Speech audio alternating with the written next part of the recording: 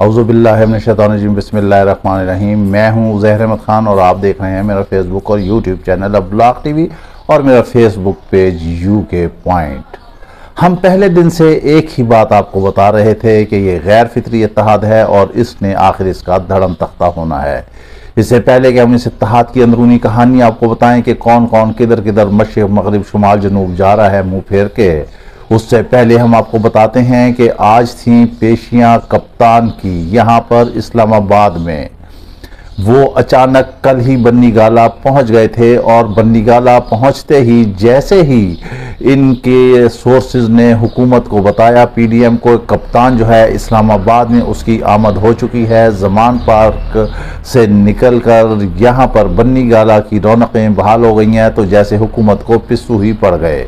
इन्होंने घोड़े दौड़ा दिए, क्या हुआ, लेकिन इनके घोड़े दौड़ाने से पहले ही जो अहम तरीन मुलाकातें थीं वो हो चुकी थी, पैगामात की तरसील हो चुकी थी। कप्तान आ गया था कानून की पासदारी करने और अपनी पेशियों के लिए, क्योंकि हुकूमत ने ये इस वक्त मंसूबा बनाया हुआ था कि कप्तान नहीं पेश होता तफ्तीश के लिए, तो ये बहाना बनाकर आज जो है कप्तान की गिरफ्तारी डाल देंगे। लेकिन हमने आपको जैसे कि पहले बताया था कि ये हुकूमत गिरफ्तारी नहीं करेगी, इसी तरह मामला चलाएगी। आगे जो केयर टेकर गवर्नमेंट है उसमें मामला चलेंगे और फिर सबके गिर्द घेरा तंग होगा, अकेला कप्तान नहीं होगा।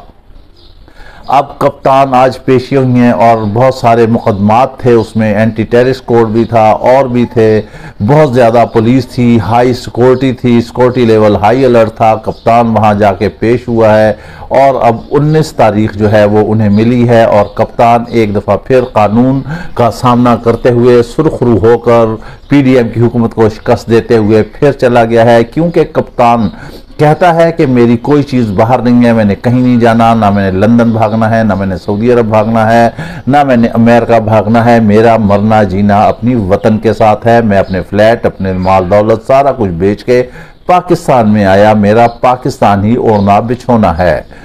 यहाँ पर ही वो आया है और उसने ये साबित कर दिया है कि वो बाहर नहीं जाएगा, इनकी तरह नहीं जाएगा, इनकी तरह मीटिंग जो है दुबई में नहीं होंगी, इनकी तरह सियासत लंदन में कंट्रोल नहीं होगी, इनकी तरह मेफेयर फ्लैट्स के मामलात नहीं चलेंगे। ये सारी चीज़ें हैं, ये सारी चीज़ें देखते हुए कौम को भी ये पता चल चुका है कि पीडीएम की हुकूमत जो है वो भगौड़ी है। चाहे उसमें नवाज शरीफ हो, शहबाज शरीफ हो, मरियम नवाज हो, बिलावल हो, जरदारी हो, जो भी है वो फटाफट बाहर जाते हैं। इनकी सफ़ों में दरारें पड़ चुकी हैं।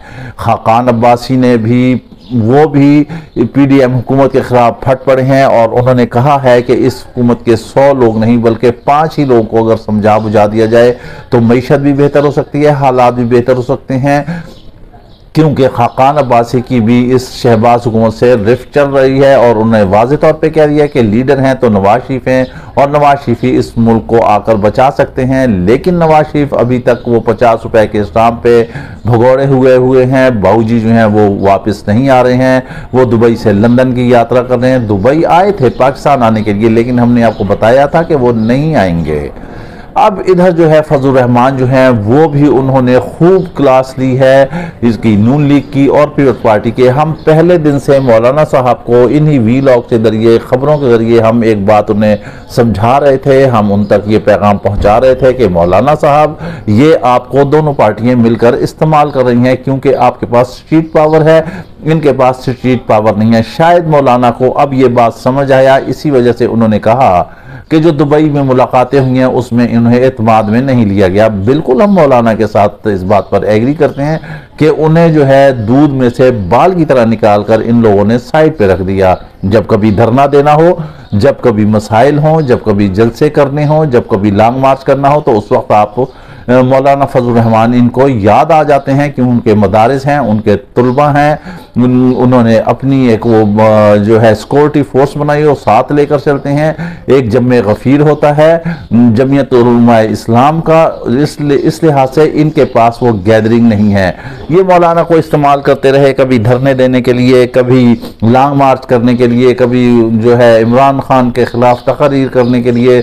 लेकिन आज अब ये हमें जराए बता रहे हैं कि इन लोगों ने मौलाना से राब्ता किया है, नून लीग और पीपल्स पार्टी ने हाई लेवल पे, लेकिन मौलाना ने कतई तौर पर जो है इनकार कर दिया है मिलने के लिए और उन्होंने कहा कि आप लोगों ने बिल्कुल गलत कदम उठाया, हमें एतमाद में नहीं लिया।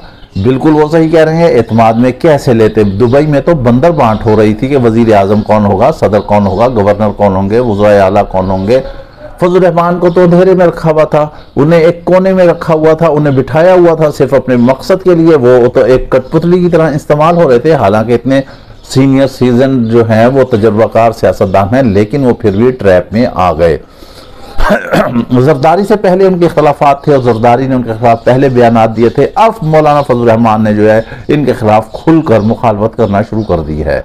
हमने आपको बताया था ना कि ये पीडीएम का जो भानुमती का कुनबा है, इतने अरसे के बाद आज हम ये दोबारा लफ्ज यूज कर रहे हैं कि ये भानुमती का कुनबा इसीलिए कहा था, इस कुनबे ने फटना था, इस सांझे की हांडी ने चौराहे में फटना था, अब वो फट गई है।